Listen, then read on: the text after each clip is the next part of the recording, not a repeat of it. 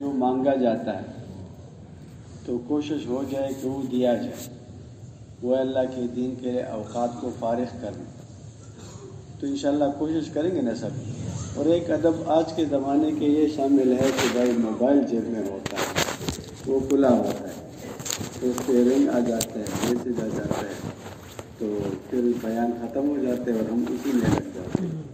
اس لیے کہا جاتا ہے مسجد میں داخل ہونے سے پہلے ہم ایک تو موبائل کو لائے نہیں، لایا ہے مجبوری ہے تو پھر اس کو بند کر دیں تاکہ مخلوق کے ساتھ ہمارا پورا رابطہ ختم ہو جائے، اللہ کے ساتھ ہمارا تعلق بن جائے۔ سب کوشش کریں گے انشاءاللہ۔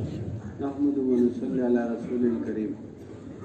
محترم بھائی بزرگوں، اللہ پاک جل شانہ نے محض اپنے فضل سے، اپنے کرم سے مرنے کے بعد ہمیں دوبارہ زندہ کرنا۔ اس کے بعد میں دعا پڑھتے ہیں، مشکور دعا، الحمدللہ الذی احیانا بعد ما اماتنا والیہ النشور۔ اللہ تو نے مجھے زندہ کیا، اللہ نے مار دیا تھا، موت آئی تھی، تو عقل مند آدمی ہیں، اللہ پاک نے مجھے کیوں جگا دیا؟ تو ایک حدیث کا مفہوم ہے، رات ہو جاتی ہے، ایک فرشتہ اعلان کرتا ہے، اے دن کے گناہگار توبہ کر لو۔ سارا دن اللہ کو ناراض کیا ہے، اب شام ہو گئی، تمہاری موت آنے والی ہے، توبہ کر لو، پاک صاحب اس اللہ کے دربار میں چلے جاؤ۔ جب دن ہو جاتی ہے، صبح ہو جاتی ہے، پھر ایک فرشتہ مقرر و اعلان کرتا ہے، اے رات کے گناہگار توبہ کر لو، ساری رات گناہوں میں گزار دی، تو آپ اللہ کے سامنے توبہ کرو، موت آئے تو پاک صاحب بن کے اللہ کے دربار میں حاضر ہو جائے۔ تو ایک تو ہم اپنے گناہوں پہ آدمی توبہ کر لے، اور آج کے دن جو دوبارہ موت آنے والی ہے اس کا ایک وقت مقرر ہے، اس میں ایک لمحے کی تاخیر نہیں ہوتی، جلدی نہیں ہوتی، لیکن کسی کو پتہ بھی نہیں ہے کہ وہ کون سا وقفہ ہے، کون سا وقت ہے جس میں میری موت آئے گی۔ لا تدری نفس بأی ارض تموت، کہاں موت آئے گی، کب آئے گی، کس دن ہوگی، کون سا گھنٹہ ہوگا، کچھ پتہ نہیں، لیکن کل نفس ذائقۃ الموت، موت ہر ایک کو آئے گی۔ جگہ بھی مقرر ہے، وقت بھی مقرر ہے، دن بھی مقرر ہے، سال بھی مقرر ہے، مہینہ بھی، لیکن ہمیں معلوم نہیں۔ تو اس لیے فرمایا حدیث کا مفہوم ہے کہ عقل مند آدمی وہ ہے جو اپنے نفس کو قابو کر لے اور مرنے کے بعد جو آنے والی زندگی ہے اس کی تیاری میں لگ جائے، یہ ہوشیار آدمی۔ بیوقوف کون ہے؟ جو نفس کو کھلا چھوڑ دے، خواہشات میں لگا رہے اور یہ کہے بس اللہ غفور رحیم ہے، باقی خواہشات میں لگا رہتا ہے، یہ دنیا کا بیوقوف آدمی۔ تو ہمیں اللہ نے موقع دے دیا، تو اب جو مرنے کے بعد سب سے پہلے پوچھا جاتا ہے قبر میں، جب مردے کو دفنایا جاتا ہے اور لوگ واپس ہو جاتے ہیں تو یہ مردہ اس کو دوبارہ زندگی دی جاتی ہے، اور یہ پیچھے جانے والے لوگ ہیں ان کے پاؤں کی آہٹ بھی سنتا ہے، ہوش حواس میں ہوتا ہے۔ اس سے پوچھا جاتا ہے تمہارا رب کون ہے؟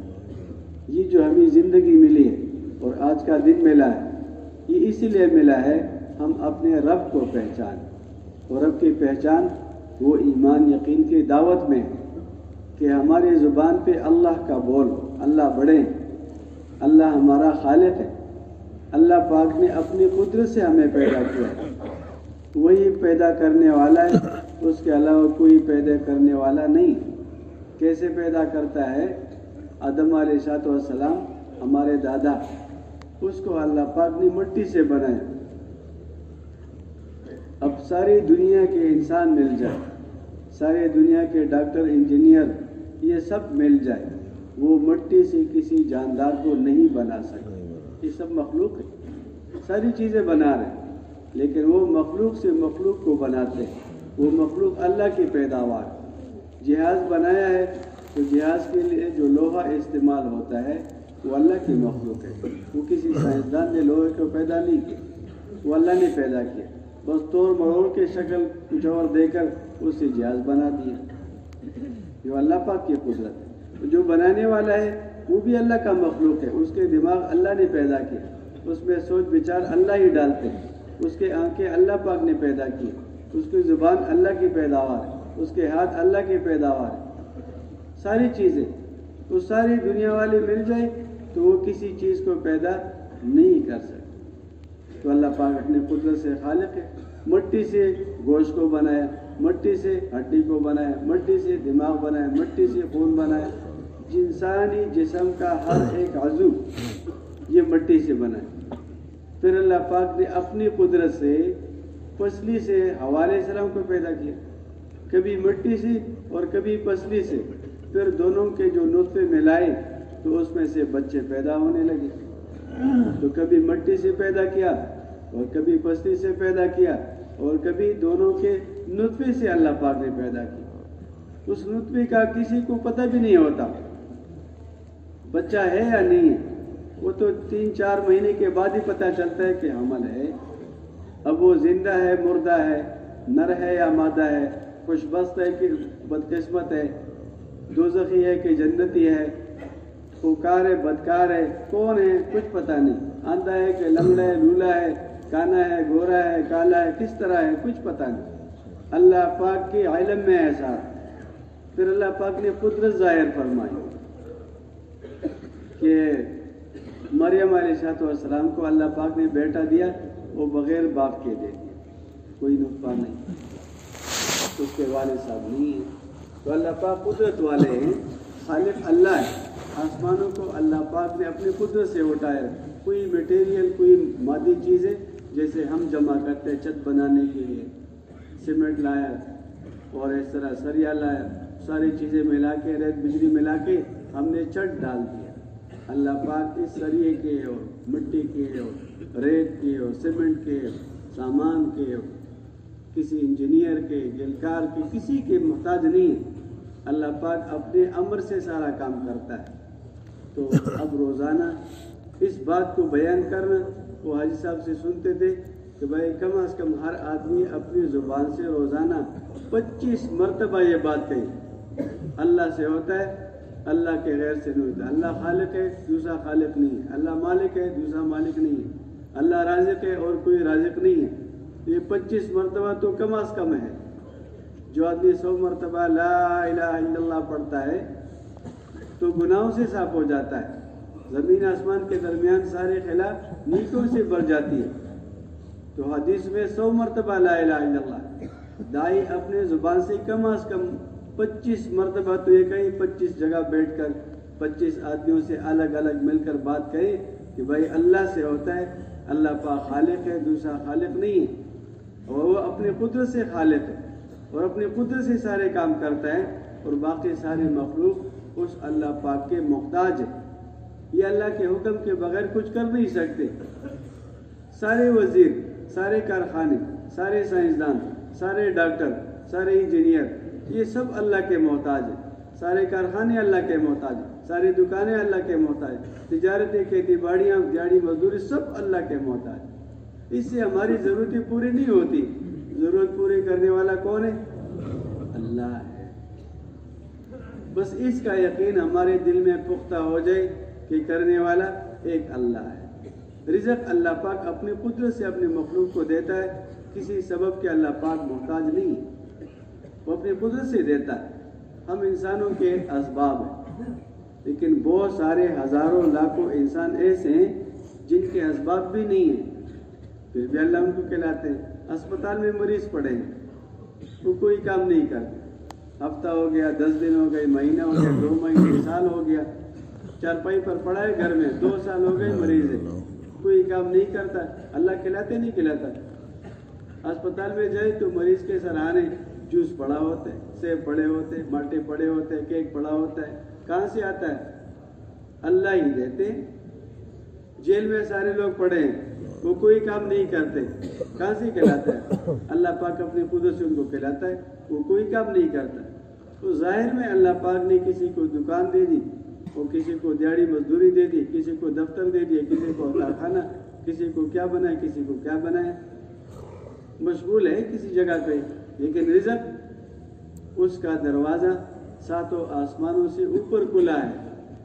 وہ نیچے نہیں ہے، ہم یہاں تلاش کرتے ہیں، دکان سے ملے گا، دکان سے سارے کام بنیں گے، پھر اپنی جیب کو تلاش کرتے ہیں، جیب میں بٹوا پڑا ہے، بس کام ہو گیا۔ اللہ پاک نے مثال سے ہمیں سمجھایا ہے۔ موسیٰ علیہ السلام سے اللہ پاک نے فرمایا تیرے دائیں ہاتھ میں کیا ہے؟ تو عرض کیا اللہ پاک میرے دائیں ہاتھ میں میرے عصا ہے۔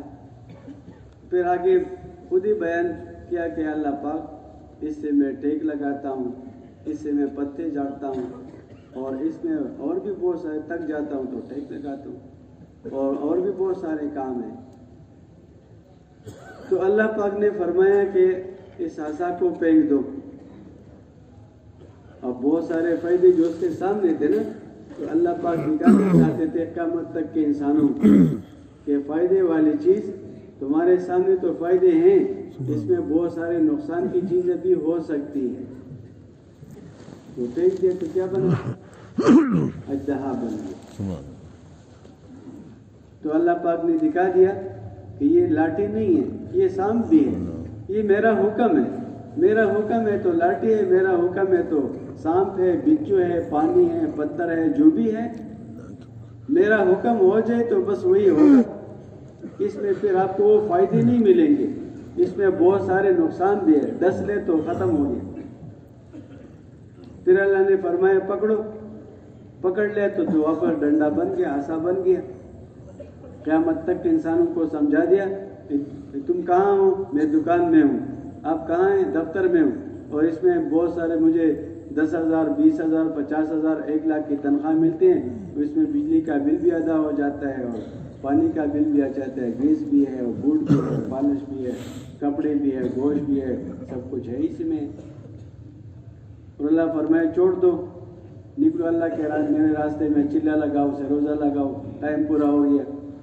تو اللہ پاک اسی کو کیا بنائے؟ اژدہا بنائے، بچو بنائے، سانپ بنائے، پتھر کر دے، کپڑے کر دے، سفید کاغذ کر دے، جیب میں پیسے ہیں سارے۔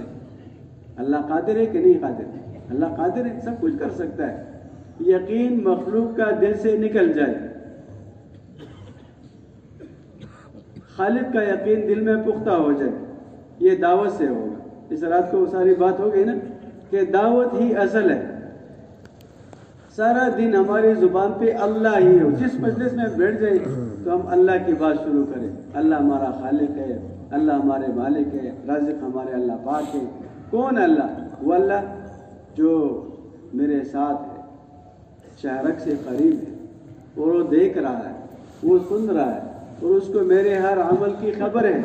سمیع، بصیر اور خبیر، علیم، یہ اللہ پاک کے صفات کی امہات کہلاتے ہیں، سارے صفات کی ماں۔ اللہ پاک سمیع ہے، سنتا ہے۔ ایک مولانا صاحب تھے ہمارے دوست، کہتے میں نے سال لگایا، تو پھر سال کے بعد اپنے دوستوں کے ساتھ بیٹھ گئے، سارے عالم تھے، تو اب وہ کہتے ہیں مولانا صاحب آپ نے سال لگایا، کیا فائدہ ہو گیا، اور تم مدرسے میں کیوں نہیں پڑھا رہے تھے؟ تو بہرحال میں نے کہہ دیا یار قرآن پاک میں اللہ فرماتے ہیں میں سمیع ہوں، اس کا کیا مطلب ہے؟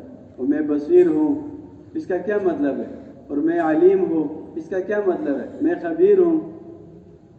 اللہ پاک فرماتے ہیں میں سنتا ہوں اور میں دیکھتا ہوں، اور تمہارے عمل کی میں خبر رکھتا ہوں، میں علیم ہوں۔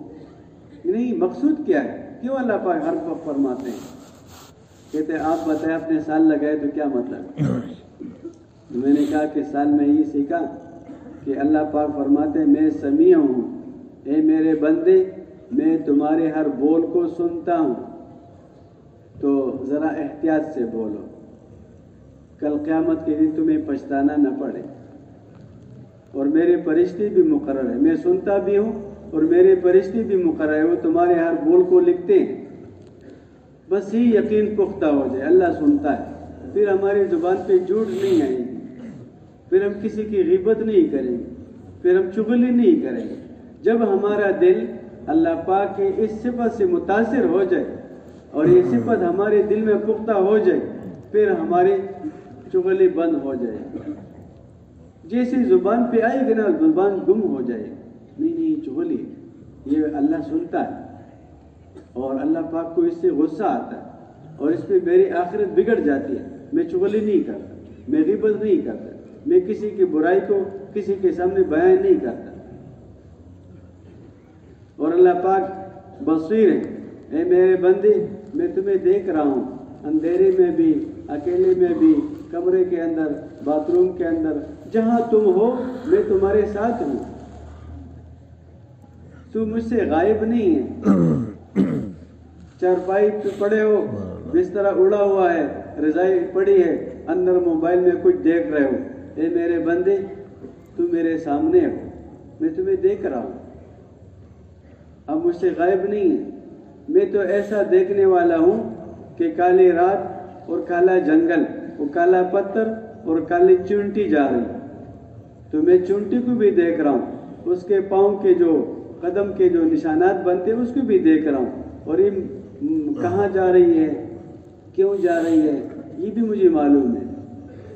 اے میرے بندے میں خبیر ہوں، تمہارے ہر عمل کی خبر میں رکھتا ہوں، میں تم سے غافل نہیں ہوں، اس لیے تو بھی غافل نہ بنو۔ اور میں تمہارے وہ اعمال، وہ ارادے اور جذبات جو تمہارے دل میں وہ تمہارے زبان پہ آئے نہیں، وہ تمہارے ہونٹ ہلے نہیں اور کسی کے کان نے سنے نہیں ہیں، وہ بھی میرے سامنے پڑے ہیں۔ جذبات کو ٹھیک رکھو، خیالات کو ٹھیک رکھو، اپنے فکر تفکرات کو ٹھیک کرو، یہ میرے سامنے۔ تو سارا دن جب دعوت دیں گے، اللہ کو بیان کریں گے، تو آہستہ آہستہ ہمارے دل کے اندر اللہ پاک کی عظمت آئے گی، اللہ پاک کی بڑائی آئے گی، اللہ پاک کے صفات کا یقین دل میں اترے گا، پھر ہمارے اندر گناہ سے بچنے کی قوت پیدا ہوگی، نیکی کرنے کی طاقت اللہ پاک ہمارے جسم کے اندر پیدا کریں گے۔ ہمارا دل چاہے گا کہ میں نیکی کروں، ہمارا دل بتائے گا یہ گناہ یا نہ کرو۔ تو حدیث کا مفہوم ہے کہ جب تمہارا گناہ وہ تمہیں پریشان کرے، تو پریشان کب ہوگا؟ جب دعوت دیں گے، اللہ کو بیان کریں گے، اللہ کے غیر سے نہ ہونے کو بیان کریں گے، تو آہستہ آہستہ دل میں بات اتر جائے گی، پھر ہمارا گناہ ہو جائے گا تو گناہ ہمیں پریشان کرے گا۔ کتنا پریشان کہ آدمی سے صحابی سے زنا ہو گیا تو اب اس کے ایمان نے اس کو پریشان کر دیا، گناہ نے پریشان کر دیا۔ کتنے پریشان کیا کہ پیغمبر صلی اللہ علیہ وسلم کی مجلس میں خود حاضر ہو گئے اور عرض کہ اللہ کے رسول مجھ سے زنا ہو گیا۔ اپنے زنا کا کوئی اقرار کرتا ہے؟ اپنی چوری کا کوئی اقرار کرتا ہے؟ اپنے ڈاکہ ڈالا ہے کوئی اقرار کرتا ہے؟ کوئی نہیں کرتا، لیکن ایمانی قوت تھی، اللہ پاک کی عظمت اور بڑائی کا یقین تھا، اور جہنم کا خوف غالب ہو گیا کہ اس گناہ کے ہوتے ہوئے اگر مجھے موت آ گئی تو سیدھا جہنم میں جاؤں گا۔ ایک نماز کے چھوڑنے پر 2,88,00,000 سال اگر مجھے جہنم میں جانا ہوگا تو زنا پر پتہ نہیں کتنے کروڑ سال میں جہنم کے آگ میں جلوں گا، اور وہ سارے برداشت کرنا پڑے گا، وہ سارے عذاب۔ اس لیے اچھا ہے کہ میں اقرار کر لوں اور مجھے یہی سزا دی جائے۔ اب اس میں ایک بات اور بھی ہے کہ آپ صلی اللہ علیہ وسلم نے فرمایا کہ آپ نے زنا نہیں کیا، تو علماء کرام سے سنا ہے کہ ہمیں کیا حکم ہے؟ مسلمانوں کے گناہوں کو چھپانا۔ آپ نے گناہ نہیں کیا، تو ہم دعوت کا کام کرتے کرتے نا ساری دنیا کے مسلمانوں کے گناہ ہم سے چھپ جائے۔ ہم نے کسی کو نہیں دیکھا چوری کرتے، زنا کرتے، ڈاکہ ڈالتے، غیبت کرتے، بس میں نے دیکھا ہی نہیں۔ دعوت کے کام میں یہ مزاج ہے، یہ یقین پختہ ہو جائے، بس یہ مسلمان ہے، یہ حضور کا امتی ہے، اس کے گناہ کو کیوں بیان کرو، اس کو چھپا لو۔ دعوت کا ایک ثمرہ ہے۔ تو فرمایا کہ حدیث کا مفہوم ہے کہ جب تمہارا گناہ تمہیں پریشان کر دے اور تمہاری نیکی تمہیں خوش کر دے تو تم مومن ہے۔ ایمان کی نشانی کیا ہے؟ نماز پڑھی تو دل ٹھنڈا ہو گیا، دل خوش ہو گیا، الحمدللہ۔ سنت زندہ کر لیا، الحمدللہ۔ حکم پورا ہو گیا، الحمدللہ۔ ذکر کر لیا، الحمدللہ۔ تلاوت ہوئی، الحمدللہ۔ چلا لگ گیا الحمدللہ خوش ہو جائے. یہ نہیں کہ چلا تو لگ گیا اور واپس آیا تو تھوڑا نقصان ہو گیا تھا, بچہ بگڑ گیا تھا اور قرضہ لے تو پھر آدمی پریشان ہو. نہیں, خوش ہو جائے. چلے سے آدمی خوش ہو جائے, سال سے خوش ہو جائے, گشت سے خوش ہو جائے, تعلیم سے خوش ہو جائے, مشورے میں بیٹھ گیا خوش ہو جائے. انہیں کہ اس کو خوش کر دے. گناہ ہو گیا, غیبت ہو گئی, پریشان ہو جائے, توبہ کر لے. اس آدمی کے پاس جائے, بھائی مجھے معاف کر دو, میں نے آپ کی غیبت کی. ایک آدمی یہاں سے روزہ تھا ایک جگہ پہ, تو ایک بابا جی مسجد میں بیٹھے تھے. تو مجھے کہا امیر صاحب مجھے پہچانا. میں نے کہا بابا جی آپ 2 دن ہو گئے ہمارے ساتھ بیٹھے. تو وہ رونے لگا, آنسو بہنے لگے, ہچکیاں لینے لگا. تھوڑی دیر خاموش ہو گیا کہ بیٹا آپ نے مجھے نہیں پہچانا. بابا جی کیا ہو گیا؟ کہتے ہیں بیٹا میں جب جوان تھا تو یہ سارے قید تھے, تو میں یہاں باہر نکل کے مغرب کے بعد اور راستے میں بیٹھ کے لوگوں سے پیسے لیتا تھا. روزانہ یہی شغل تھا. اور پہچانتا تھا اپنے علاقے کے لوگ ہوتے تھے. وہ کہتے تبلیغ والے ملے 1 دفعہ 2 دفعہ 3 دفعہ, دل گھبرایا اور میں نکل گیا اللہ کے راستے میں سے روزہ لگایا. پھر 4 مہینے لگا. 4 مہینے لگانے کے بعد مجھے یاد ہے میں نے کتنے لوگوں سے پیسے لیے ہیں. تو رات کو میں پیسے لے کر اس کے دروازے پر جاتا اور کٹکھٹاتا. کہتے چمکنی کا ایک آدمی تھا, وہ پیسے نہیں دے رہا تھا. تو میرے ساتھ پستول تھا, تو میں نے اس کو سر پہ ایسے مارا, پیسے نکالا. تو میں وہ پستول اور پیسے لے کر چمکنی چلا گیا. وہ آدمی مر گیا تھا. اب عشاء کا وقت ہے, اندھیرا ہے, دروازہ کھٹکھٹا رہا ہے, بچے نکل آئے. تو بیٹا وہ آپ کے والد صاحب تھے لانے, اور میں نے فلانے جگہ کو اسے پیسے لیے تھے, وہ پیسے نہیں دے رہا تھا, تو میں نے اس کو ایسے مارا تھا. تو یہ پستول لے لو, مجھے مارو, اور یہ پیسے بھی لے لو. وہ کہتے پتہ نہیں یہ بابا جی کچھ دیوانہ ہے, دماغ خراب ہے. کہتے میرا دماغ ٹھیک ہے بیٹا, مجھ سے گناہ ہو گئے, تمہارے گناہ تمہیں پریشان کر دے, تمہاری نیکی تمہیں خوش کر دے. تبلیغ میں پھرنے کا مقصود یہی ہے, جو گناہ کیے تھے اس پہ آدمی توبہ کر لے. جہاں سے کچھ لیا تھا کسی سے, لڑائی جھگڑا ہے, زمین دبائی ہے, پیسے لیے ہیں, جو بھی کیا ہے, تو جا کے معافی اور قرضے اور سارے حقوق واپس کر دے. یہی مقصود ہے. تو اللہ کے ذات عالی کا یقین دل میں پختہ ہو جائے, نیکی کا شوق اور جذبہ بڑھے, گناہوں سے نفرت دل میں پیدا ہو جائے. حضور پاک صلی اللہ علیہ وسلم کی جو مبارک سنت ہے اس کی محبت دل میں اتر جائے, اور سنت کو پورا کرے تو آدمی خوش ہو جائے. سنت چھوٹ جائے پریشان ہو جائے. ہمارے ساتھ ایک ڈاکٹر صاحب گئے عشرے میں رائیوڈ, تو کچھ کام سے وہ اسلام آباد آ گیا ایک دن کے لیے. جب واپس آئے کہے تبھی وہ تم بھی عجیب لوگ ہو, آدمی پہ پتہ نہیں کیا جادو کرتے ہو. تو ڈاکٹر صاحب کیا ہو گیا؟ کہتے میں گیا تو اب ہوٹل میں ٹھہرا تھا, تو پیشاب کا تقاضا ہوا, باتھ روم بیت الخلا چلا گیا. تو اب جیسے دروازہ بند کیا تو میں پریشان ہو گیا کہ پتہ نہیں میں نے بیت الخلا آتے ہوئے میں نے دایاں پاؤں آگے کیا کہ بایاں پایا ہو, میں بھول گیا. تو کھڑے کھڑے پھر میں واپس نکلا. یہ تو سنت چھوٹ گئی. تو یہ تبلیغ کا کام ایسا ہے, تمہارا گناہ تمہیں پریشان کر دے, تمہاری نیکی تمہیں خوش کر دے, تو سمجھو کہ تم مومن ہے. ایمان کی حلاوت نصیب ہو جائے, نیکی سے حلاوت مل جائے, گناہ سے دل پریشان ہو جائے, تو سنت کے ادا کرنے پہ دل خوش ہو جائے. سنت چھوٹ گئی پریشان ہو جائے, استغفار پڑھے, مجھ سے سنت چھوٹ گئی, میری دعا نہیں پڑھی, تو آگے اور دعا پڑھ لے, اور دعا پڑھ لے. تو ہر موقع محال کی جو سنتیں ہیں اس کے پورے کرنے کا جذبہ بھی بن جائے. محمد الرسول اللہ, تو کلمہ بہت نورانی. حدیث کا مفہوم ہے کہ جو آدمی کلمہ پڑھتا ہے تو یہ کلمہ اپنے پڑھنے والے سے 99 قسم کے بلائیں دور کرتا ہے, جس میں سب سے کم غم ہے جو ہر وقت آدمی کے دل پہ سوار ہوتا ہے. لا الہ الا اللہ، جس کا اول کلمہ لا الہ الا اللہ، آخر کلمہ لا الہ الا اللہ، یہ 1000 سال بھی زندہ رہے، قیامت کے دن اس سے کسی گناہ کا مطالبہ نہیں ہوگا۔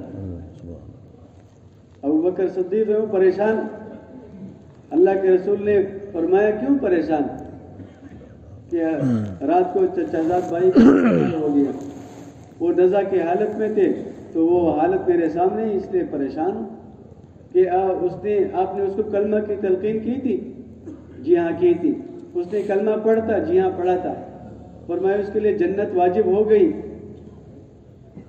اللہ کے رسول سے عرض کہ اللہ کے رسول زندہ لوگ کلمے کو پڑھے تو کیا ملے؟ فرمایا یہ ان کے گناہوں کو مٹانے والی ہے، یہ ان کے گناہوں کو مٹانے والی ہے، یہ ان کے گناہوں کو مٹانے والی ہے۔ لا الہ الا اللہ پڑھو، گناہ معاف ہو گئے، نیکیاں لکھی گئی۔ پھر دعوت دو تو ایمان اور بڑھ جائے گا۔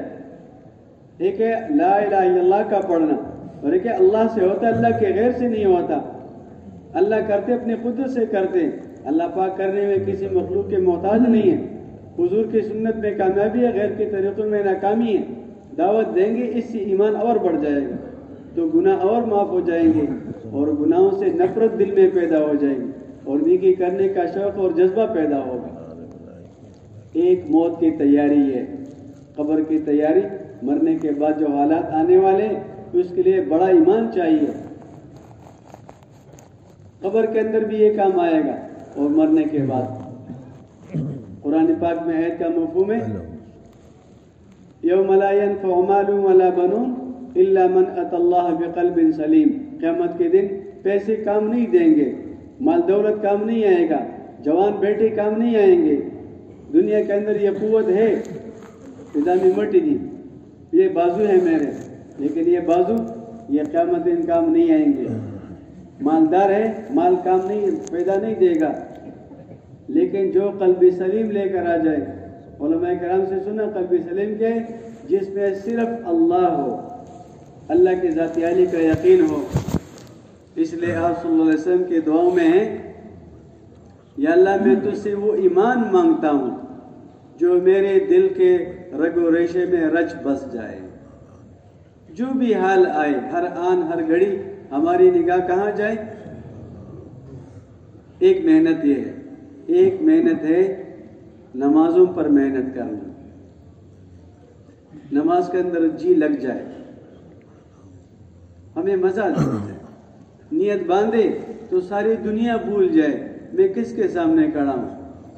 آسمانوں کا رب، زمینوں کا رب، ہواؤں کا رب، دریاؤں کا رب، جنت کا رب، دوزخ کا رب، حساب کتاب، قیامت کے دن کا مالک، بڑے اللہ کے سامنے کھڑا ہوں، اور اس کا کلام پڑھتے پڑھتے پڑھتے اللہ کو سناتے ہمیں مزہ آ جائے۔ نماز کی مشق کریں گے۔ اب میری عمر 50-55 سال ہو گئی، تو اس میں سے اگر ہم 10 سال نکالیں تو 40 سال سے میں نماز پڑھ رہا ہوں۔ تو 40 سال میں میرا اللہ کے ساتھ کیا تعلق بنا، کتنا جی لگ گیا۔ نماز مجھے مزہ دیتا ہے، قرآن کی تلاوت مزہ دے رہا ہے، اس لیے اللہ کے راستے میں نکل کر جو چلہ 4 مہینے ہوتے ہیں اس میں انفرادی وقت زیادہ ملتا ہے۔ اسی انفرادی وقت میں 2 رکعت کی نیت باندھ کے، اب کوئی کام نہیں ہے، کوئی گشت نہیں ہے، ملاقات نہیں ہے، مذاکرہ نہیں ہے، تو اب الگ کھڑے ہو کر 2 رکعت کی نیت باندھ لو اور سورہ یاسین شروع کر دو، اور آرام آرام سے مزے لے لے کر اللہ کو سنا سنا کے رکوع میں جائیں۔ تو صحابہ فرماتے تھے آج رکوع کی رات ہے، تو عشاء کے بعد جو رکوع میں گئی تو فجر کے اذان کے ساتھ رکوع ختم ہو گئی۔ آج سجدے کی رات ہے، تو عشاء کی ساری رات کہاں گزار دی؟ سجدے میں گزار دی، روتے روتے ساری رات گزر گئی سجدے میں، پتہ ہی نہیں چلا۔ آج قیام کی رات ہے تو الف لام میم سے شروع کیا، من الجنت والناس پہ ختم ہو گیا۔ ساری رات اللہ کو قرآن سنا رہے، نماز کی مشق کریں گے، اس نماز پہ اللہ پاک ہمارے مسئلے حل کریں گے، یقین پختہ ہو جائے، اسی سے کام ہوگا۔ امیر سے منظور کمیڈی روکل ہو نہیں، ہم نے نہیں پڑھی صحیح۔ صحابی رضی اللہ عنہ کا یقین تھا نماز سے کام بن جائے گا، تو نماز کھڑے ہو گئے، 2 رکعت نماز پڑھی اور غلام سے کہا دیکھو کوئی آسمان میں بادل ہے یا نہیں؟ بادل نہیں ہے۔ پھر 2 رکعت، پھر پوچھا، پھر نہیں ہے، پھر 2 رکعت، کہ اسی نماز سے کام بنے گا۔ بارش ہوگی تو اللہ ہی کریں گے اور سبب ہے نماز۔ تو وہ چڑیا کے مانند بادل نظر آ گیا، اللہ اسی میں برکت ڈالے، پھر کھڑے ہوئے اللہ اکبر۔ کتنے دفعہ ہو گئے؟ 4 دفعہ۔ تو بارش شروع ہو گئی۔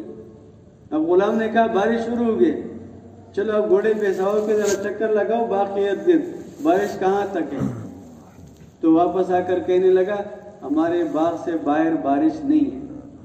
کون کرتا ہے؟ اللہ کرتا ہے۔ سبب کیا ہے؟ نماز۔ سب سے بڑے سبب جو اللہ پاک نے مسلمان کو دیے، محنت کرنے والے کو دیے، وہ نماز ہے۔ دعوت کے بعد دوسرا حکم ہے نماز۔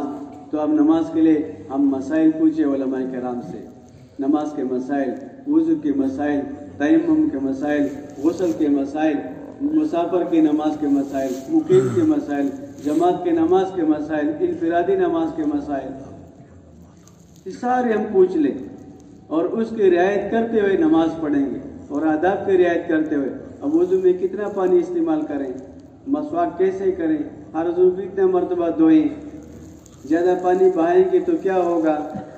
پھر مسجد کے آداب ہے، اللہ کا گھر ہے، گھر کے آداب کی رعایت کرتے ہوئے آئیں گے کہ آپ نماز کیسے پڑھتے ہیں، کہ وضو بنا کر جہاں نماز پڑھتا ہوں وہاں تھوڑی دیر میں بیٹھ جاتا ہوں کہ میرے سارے اعضاء اور جوارح وہ اطمینان سے ہو جائے۔ اس لیے علماء فرماتے ہیں نماز کے لیے تیز چلنا بھی منع ہے۔ اب مرکز میں بیٹھے پیچھے اور یہاں اقامت شروع ہے، پھر دوڑ کے آتے ہیں، دوڑنا منع ہے، تیز چلنا بھی منع ہے۔ فرمایا رکعت چلی جائے لیکن اطمینان نہ جائے، تو پہلے سے آدمی یہاں آ کر صفوں میں بیٹھ جائے، پہلے سے آدمی جائے صف میں، مسجد میں جائیں۔ تو اب یہ نماز کا اہتمام کریں گے، صحیح طریقے سے نماز پڑھیں گے، اس کی مشق کریں گے۔ تو 2 رکعت جو انفرادی وقت ہے اس میں 2 رکعت میں مشق کر لیں گے، نفلوں میں تو سنتیں ٹھیک ہو جائیں گی، سنتوں میں مشق کریں گے تو واجبات ٹھیک ہوں گے، واجب ٹھیک ہو گئے تو آگے فرض بھی ٹھیک ہو جائیں گے۔ فرض پہ اللہ کا جو وعدہ ہے، 5 نمازیں اہتمام سے پڑھیں گے تو کیا ملے گا؟ 5 انعام ملیں گے۔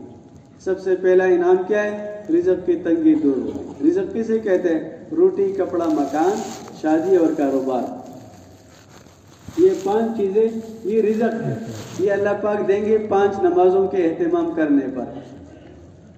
اور اہتمام کیا ہے کہ اذان سے پہلے آدمی اپنے آپ کو نماز کے لیے تیار کر لے۔ نماز اذان سے پہلے مسجد میں جائے، نہیں تو اذان سنتی اللہ بڑے ہیں، اللہ اکبر، تو باقی سارے کام حی علی الصلاۃ، نماز کی طرف آ جاؤ، چھوڑ دو اس کاموں کو، کامیابی مسجد میں ہے، نماز کے پڑھنے میں، ادھر آ جاؤ، نماز کے لیے آ جائیں، نماز کی مشق کریں۔ اور ہم مسلمان ہیں، ہم آزاد نہیں ہیں۔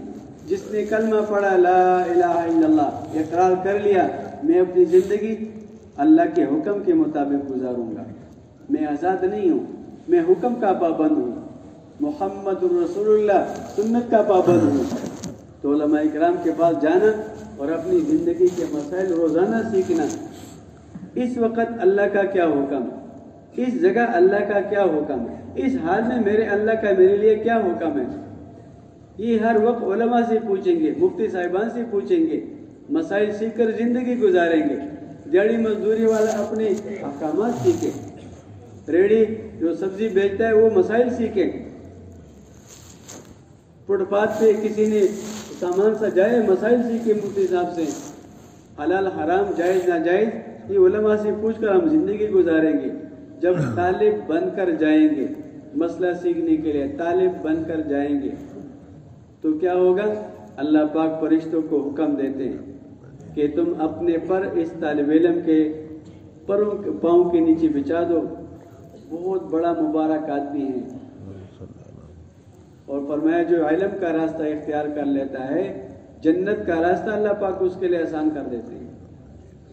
اور بھائی اللہ کے بندے ہیں تو ہم ہر جگہ اللہ کا ذکر کریں گے اور ہر جگہ اللہ کو یاد بھی رکھیں گے، ذکر بھی کریں گے سبحان اللہ الحمدللہ، اور یاد بھی رکھیں گے جس مجلس میں بیٹھے مجھے اللہ یاد ہو، میرا اللہ میری بات کو سنتا ہے، اور میرا اللہ میرے ہر عمل پر خبردار ہے، اور اللہ پاک مجھے دیکھ رہا ہے، اللہ پاک کو میرے ہر عمل کی خبر ہے، مجھے اللہ یاد ہو۔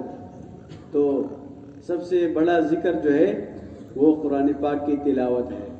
روزانہ ایک پارہ عوام کے لیے، حافظ قرآن کے لیے روزانہ 3 پارے وقت مقرر کر کے، اور ایسے آداب کے ساتھ، خوشبو لگا کے، توجہ کے ساتھ، اور قرآن پاک کی تلاوت ہم کرتے ہیں نا، تو بھائی چائے تیار ہے، اللہ کا کلام پڑھ رہے، وہ چائے تیار ہے، بھائی پانی لے آؤ، اوے یار اس کو ذرا آواز دے دو۔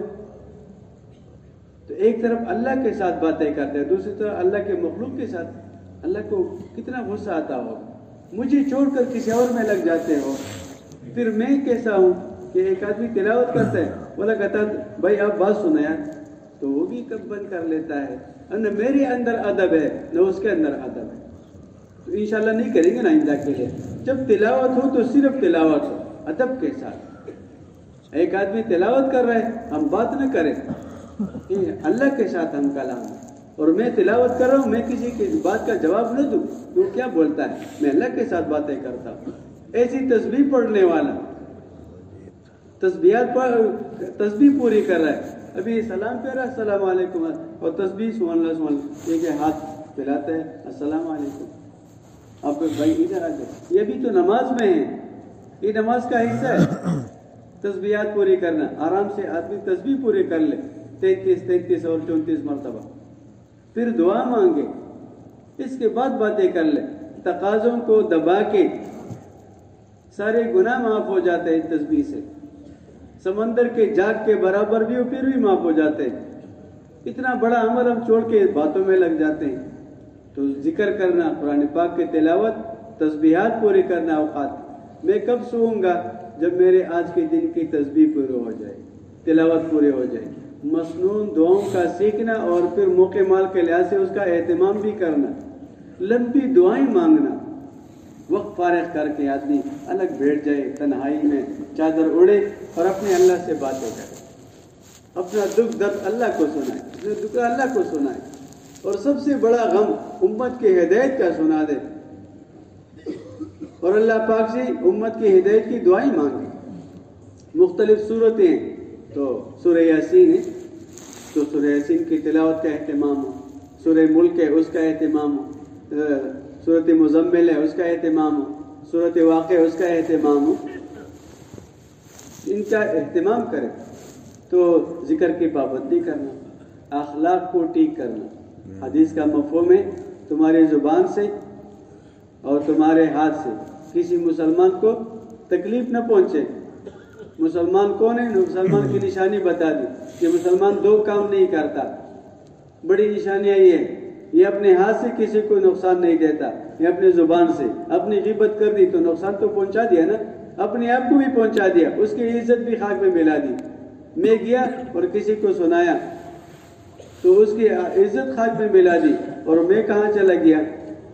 الغیبۃ اشد من الزنا، زنا سے بڑا عمل میں نے کیا۔ کسی آدمی نے کسی کو چوری کرتے ہوئے دیکھا، خود دیکھا، اور یہ گیا کسی اور آدمی کو بتا دے کہ میں نے فلانے کو چوری کرتے ہوئے، تو اس آدمی نے بڑا گناہ کیا۔ چوری پھر چھوٹا گناہ، اس نے چھوٹا گناہ کیا، اور علماء کہتے ہیں اس نے بڑا گناہ کیا، تو ہم بڑے گناہ میں ہیں۔ اب اس چور نے توبہ کر لی، مجھے تو پتہ نہیں ہے، چور نے توبہ کر لی، وہ پیسے بھی واپس کر دیے، اور میں روزانہ 5 6 8 10 آدمیوں کو بتاتا ہوں کہ فلانا نہیں یار وہ بہت بڑا چور ہے یار، ذرا اپنے آپ کو محتاط رکھنا۔ میں روزانہ بڑا گناہ کرتا ہوں، اس نے ایک گناہ کیا تھا، اس ایک گناہ پہ توبہ کر لیا، اور میں روزانہ کرتا ہوں، اس سے بڑا گناہ کرتا ہوں۔ اقرا مسلم کیا ہے؟ اخلاق کو ٹھیک کرنا، ہمارے زبان سے ہمارے ہاتھ سے کسی کو تکلیف نہ پہنچے۔ اعمال کی حفاظت اسی میں ہے۔ اتنے اعمال لے کر آئے گا، پہاڑ پہ رکھ دو دب جائے گا، پھر بھی جہنم میں جائے گا۔ حقوق والے آئیں گے، کسی کو گالی دی ہے، کسی کی غیبت کی ہے، چغلی کی ہے، وہ قیامت کے دن آئیں گے، ساری نیکیاں لے جائیں گے، حقوق والے باقی ہیں، نیکیاں کچھ بھی نہیں ہیں، ان کے گناہ اس کے اوپر رکھے جائیں گے، تو سارے گناہ اس کے اوپر آ گئے، یہ جہنم میں چلا گیا۔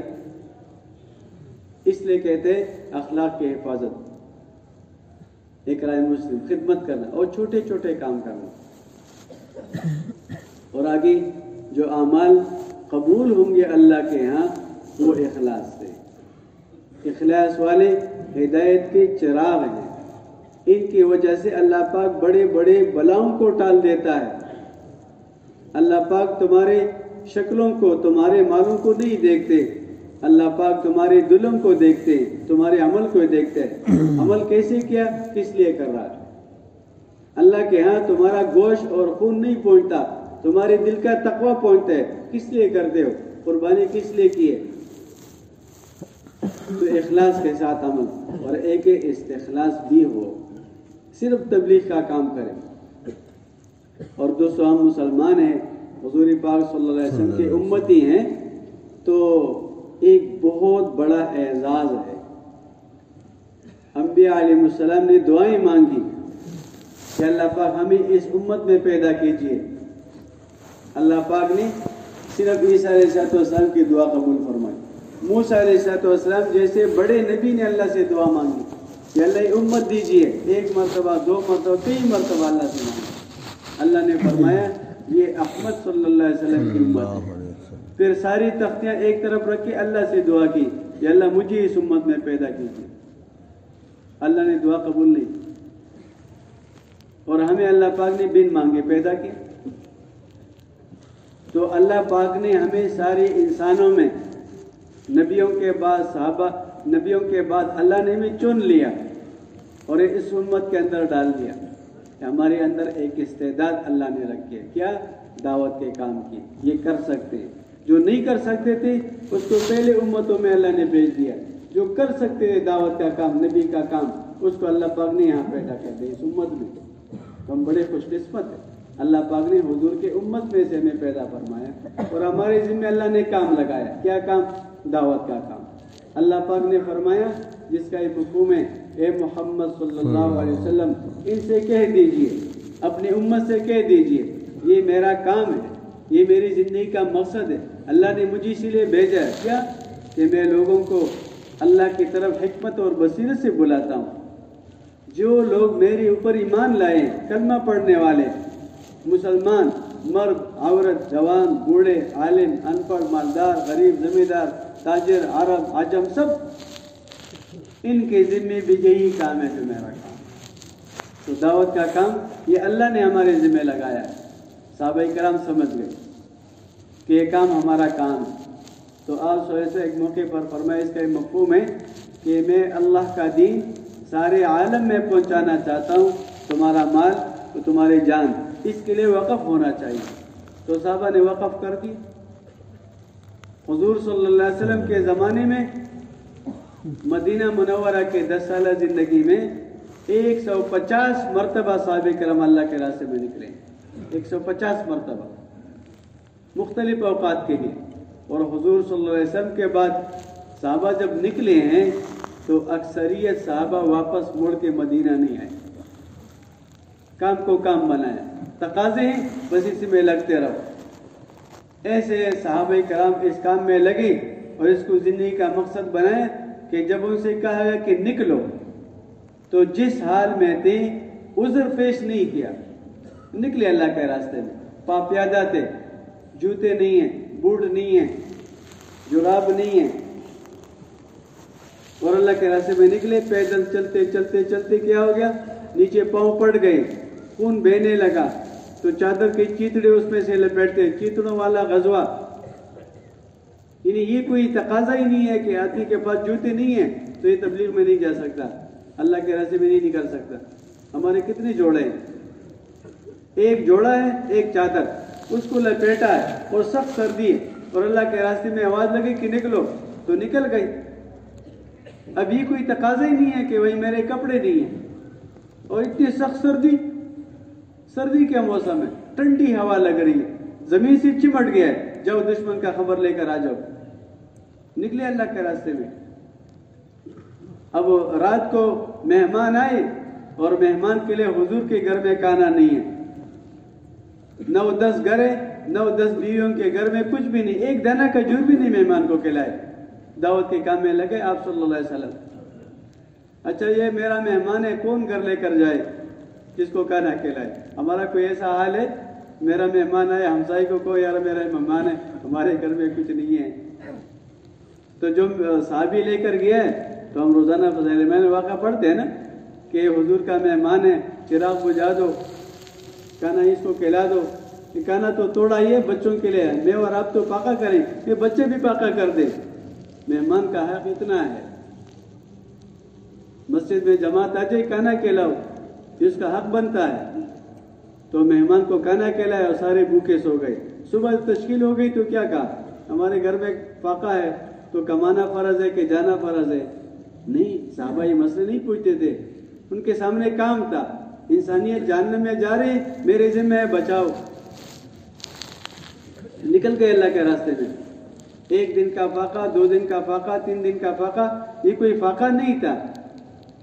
آپ صلی اللہ علیہ وسلم کے پیچھے نماز پڑھنے والے مسجد نبی میں صفوں کے صفیں گر جاتے تھے فاقے کی وجہ سے.